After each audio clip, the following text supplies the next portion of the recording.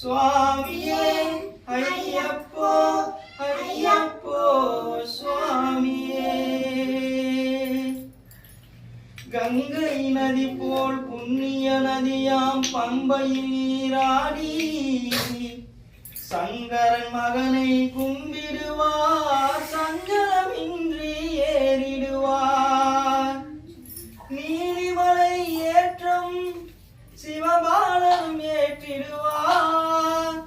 காலமெல்லாம் நமக்கு அருள் காவலனாயிருப்பார். தேகபலம் தா பாதபலம் தா தேகபலம் தா பாதபலம் தா தேகபலம் தால் என்றால் அவரும் தேகத்தை தந்திடுவார். பாதபலம் தால் என்றால் அவரும் பாதத்தை தந்திடுவார். நல்ல பாதையை காட்டிடுவார்.